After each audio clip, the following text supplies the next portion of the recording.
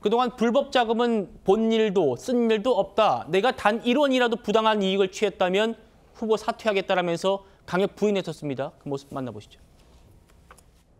부정을 하거나 정말 단 1원이라도 부당한 이익을 취했으면 이제 후보 사퇴하고 공직 다 사퇴하고 그만두도록 하겠습니다.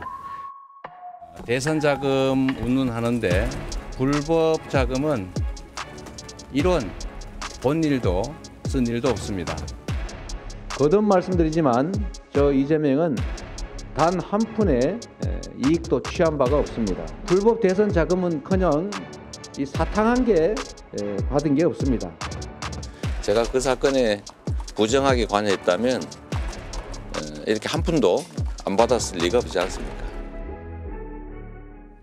자, 고발 사건이 배당된 중앙지검에서 그 돈이 대선 자금이 어떻게 쓰였는지 용처를 추적할 겁니다. 1심 판결문에서 이런 말이 나왔었습니다. 같이 보시죠. 박 대변인. 예. 대선 경선 준비 비용은 자발적인 자원봉사와 객출로 해결했다고 주장했지만 경선 대비 문건 등을 보면 그같이 해결될 수 있는 정도로 보이지 않는다. 다음이요. 자발적 지출이 있었다면 자료가 다소라도 확보돼야 할 것이나 비용 결제 내역, 금융 지출 내역, 자료가 보이지 않는다. 다음이요. 여의도 주변 2곳을 대선 경선 준비를 위한 사무실로 썼는데 김용은 그 비용을 정확히 모른다는 취지로 진술하고 있다. 자, 그러니까 이게 지금 차 교수님 말씀하신 꼬리표 없는 돈이라는 거예요. 네. 6억을 김용이 받았는데 분명히 대선 경선 자금으로 썼는데 아니 사무실도 구했다지 않습니까? 그런데 그 돈을 정확히 모른다 김용은 또 이렇게 얘기하고 있어요. 네, 그러니까 이재명 대표는 1원도 받은 사실이 없다. 그런 사실이 드러나면 모든 직을 내려놓겠다라고까지 이제 이야기를 하지 않았습니까? 그런데 당장 순간을 모면하기 위한 공색한 변명으로 저는 보이고요. 이제 두 분께서는 아직 직접적인 연결고리가 드러나지 않았기 때문에 대법원 판결 나오기 전까지는 입장을 내지 않을 것이다. 이렇게 말씀하셨지만 방금 설명해 주신 것처럼 재판부에서는 이미 이재명 대표와의 정말 긴밀한 관계에 대해서 여러 가지 사실관계들을 증명을 한 상태로 보입니다. 또한 그런 대선 자금이 어디로 흘러가서 누가 이득을 받냐라고 했을 때 그 대상은 너무도 명백하다라고 생각하고요. 또한 이재명 대표가 이 김용 전 부원장의 변호인단이 만든 텔레그램 방에 몰래 들어가서 이 변호 전략을 제시했다라는 이야기가 또 있지 않습니까? 이제 그런 것들이 몰래 변론을 했다. 사실상 한몸임을 자백한 것이다. 공범들이나 하는 일이다라고 주진우 의원도 주장을 하고 있거든요. 네. 그러니까 이런 측면들을 봤을 때 사실상 두 사람이 한몸이라는 여러 정황들이 드러나 있다라고 생각을 하고요. 또 다른 측면에서는 지금 이재명 대표가 이 불법 선거 자금과 허위 사실 공표 같은 선거와 직간접적으로 연결된 여러 혐의들을 받고 있지 않습니까? 그런데 지금 이 윤석열 대통령의 탄핵이 인용이 되면 조기 대선을 또 출마를 하겠다라고 준비를 하고 있어요. 그러니까 과거 선거 범죄를 저질렀는데 그 범죄에 대해서 지연 전략을 통해 결과가 나오기 전에 또 다른 선거를 나가겠다라고 있는 거고요. 이런 것이야말로 정말 지연된 정의가 나타내는 폐해 그 자체를 보여주고 있는 것이다. 저는 그렇게 생각합니다. 성진 부장님. 예.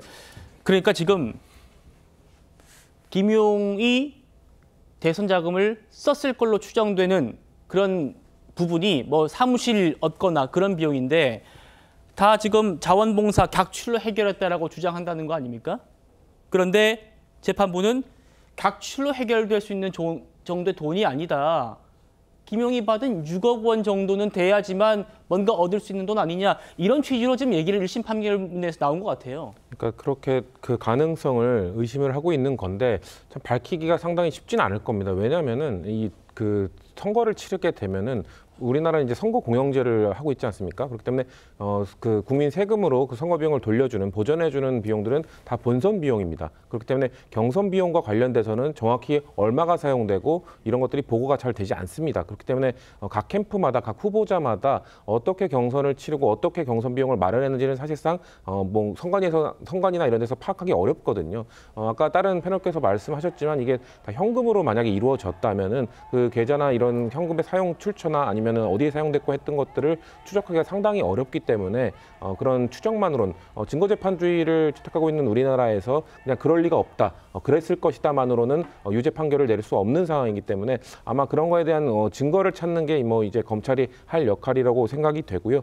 아마도 제가 아까 말씀드린 것처럼 김용 부원장에 대해서는 이미 핸드폰이나 뭐 압수수색이나 각종 자료들 이런 것들 다 검찰이 확보한 상황이었기 때문에 아마 경선 자금으로 흘러 들어간 증거를 찾아냈다면 아마도 이거에 대해서 분명 나왔을 겁니다. 근데 아직까지 나오지 않았다는 것은 2심 판결까지도 뭔가 검찰이 제시하지 않았다는 것은 검찰이 지금까지 확보한 자료 속에서는 이런 걸로 추정이 되지만 이런 자료로서는 확보한 게 없을 것이다라고 지금 나와 있는 상황으로 예측해 볼 수 있을 것 같고요. 예. 그렇기 때문에 이재명 대표의 재판이 이루어질 때도 결국 이런 거에 대해서 저는 아마 이재명 대표 재판을 만약에 이루어지면은 저 부분 경선 사무실 비용이나 이런 것들을 어떻게 마련했는지를 설명을 해야 될 겁니다. 그렇죠. 아마 그런 것들이 설명이 충분히 된다면 아마 재판부에서 그러면은 그 6억 원이 아닐 수도 있다라는 판단을 할 것이고 그것이 부족하게 설명이 된다면은 아마도 이런 가능성에 대해서 다시 한번 따져보지 않을까 그 추후 과정을 좀 살펴봐야 된다고 생각합니다. 예. 여의도 두 곳의 사무실 비용을 각출했다. 자원봉사자들이 모았다니까 재판부가 그게 말이 되느냐. 어떻게 자원봉사해가지고 서울 여의도에 사무실 2개를 굴릴 수가 있느냐. 이렇게 얘기를 했는데 거기에 대해서 김용 씨가 답을 못했다는 거 아닙니까? 국민의힘 주진우 의원도 이재명 대표가 몰랐을 리 없다라고 주장합니다. 들어보시죠. 유동규가 마주쳤을 때 돈을 준 사람은 생색을 내려고 하잖아요. 그때 제가 뭐 약소하게나마 몇 억 준비했었는데 그 좀 도움 되셨습니까? 이런 얘기를 할 수도 있는 거고 이재명 대표 입장에서는 나 몰래 무슨 돈을 받았어? 라고 추궁이 들어올 수 있는 부분이기 때문에 배달 사고, 즉 김용이 이재명 모르게 받을 수가 없는 구조라는 겁니다. 두 번째는 단독 범행이라고 칩시다. 그러면 정상적인 정치인이라면 김용을 감싸겠습니까? 아니면 자르겠습니까? 당연히 선을 긋고 자르게 되죠. 하지만 어떻게 했습니까? 이재명 대표는 현직 야당 대표 신분으로 김용의 변호인단이 들어있는 텔레그램 방에 들어가서 이 재판 관련된 내용도 물어보고 재판 코치도 나름 변호사라고 해줬어요. 그게 김용한테 사인해 주는 거죠. 불지 말아줘. 나 너 끝까지 챙길 거야. 이런 사인해 주는 게 아니면